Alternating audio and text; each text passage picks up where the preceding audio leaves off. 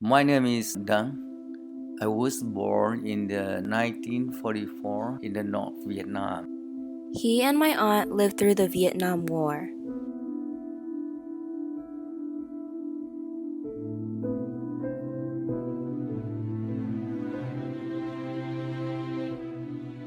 Growing up, the most important things they learned from their parents were patience and hard work to provide for their families. In the beginning of the year 1960, when news of the Vietnam War first broke out, my uncle was 16 years old. After finishing high school in Saigon, he was drafted into the Southern Vietnamese Army at the age of 23, where he was later ranked captain. Instead of feeling resentment toward the draft, he felt that it was his duty to serve his country. He went to the Tu Duc Military Academy in Saigon City. Là stress.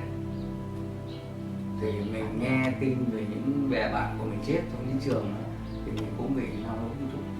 Nhưng mà không có rời bỏ chiến trường. But he continued to serve his country.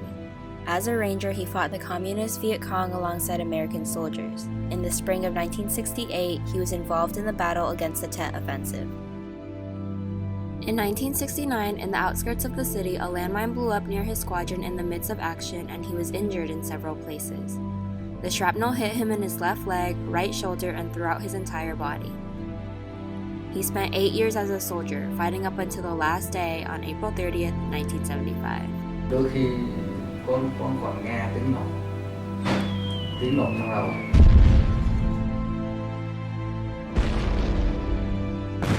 Sau ngày 30 tháng 4 75 thì tất cả những người nào là quân đội và chính quyền đều bị bắt đi tù, nhưng mà người ta gọi là học tập cải tạo.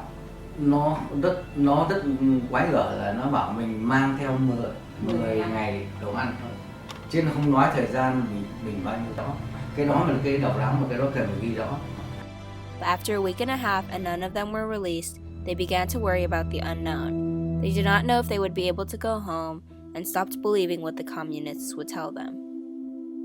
Nó nói 10 ngày thì trông chờ 10 ngày. 10 ngày không thấy gì hết. Rồi 1 tháng thì thấy càng lâu càng thấy lo lắng, thất vọng. Không phải thất vọng nhưng mà lo lắng lắm. Không biết là như thế nào. Rồi lúc mà người ta mới nói là chắc không có gì về. Đấy. They were in a re-education camp, tricked into imprisonment. They went through meetings every day within the premises of the school to become brainwashed. I was held captive for 7 years. During his captivity, his wife went to mandatory meetings every night to be brainwashed by the local communists. They were relocated from the re-education camp to what used to be an old Vietnamese army camp in Long Giao, a rural city. It was controlled by the Communist Party, and after a year, they began to separate the Southern Vietnamese based upon their military ranks. The more dangerous or higher level ranking the individual, the further north they were moved into maximum security prisons. My uncle was moved into another re-education camp, still in the south, but nearby the jungle in the countryside. They could not escape. After they moved there, they had to work very hard farming and doing other laborious activities. They had no food to eat and were being brainwashed day in and day out. Though he never actually ended up advocating communist beliefs, the 7 years of behavioral conditioning still affects him today. My uncle put up the facade that he believed what they told him every day within the re-education camps. He became desensitized to his traumatic experiences. Because of this, despite however he actually feels about his years as a prisoner, my uncle does not seem emotionally damaged. Instead, he exudes a kind of forced optimism. I meet my wife and 3 children who I never got to see grow up during all those years. Just a month prior to his captivity, his wife gave birth to their 3rd child. Rất là lo lắng, con thì còn bé, cũng là không biết như là cái cuộc sống thì tương đối thì cũng không đến nỗi nào là vì còn có cha mẹ và có anh chị, các em những người kia xung quanh. Luckily, he was allowed to receive and send letters once a month to his family, which was one of the only ways he could reach them and their support. Still, he was very depressed because during the first few years, nobody at his re-education camp had gotten out. His chances of freedom looked slim. After 5 years, however, the communists let the first group out of the prison, which made him optimistic that he would too be released one day. 6 months before he was released in 1982, my uncle was called into the re-education camp's main office to be interviewed. The communists wanted to screen him to determine whether he had been properly conditioned. Knowing this, and knowing that if he answered the questions correctly, he would soon be released. When I was finally free, I felt sheer happiness and excitement. Still, he knew that once he came home, he would be on probation for 2 years and would have to report to the local communist authority weekly.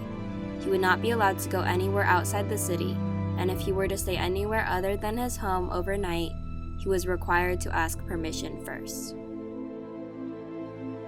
Despite the first couple years of probation, my uncle was a free man for the first time in nearly a decade. About 9 years after his release from the communist re-education camps, however, my uncle and his family realized true freedom as they came to the United States in 1991. This was freedom to a much higher degree, a degree unfathomable to a former soldier and prisoner like my uncle. In February of the 1991, I come to America as a part of the United States sponsorship programs. I saw that it was so big, beautiful, and peaceful, and felt so grateful to the many American soldiers I found wisdom against the communists. The Vietnam War took his youth away from him. He was a soldier from ages 23 to 31 and a prisoner from ages 31 to 38. When he came to the United States, he said he was too old to experience the same things he would have if he was younger. Now, his only hope is for his children and for their bright futures. I do not think about the past much anymore.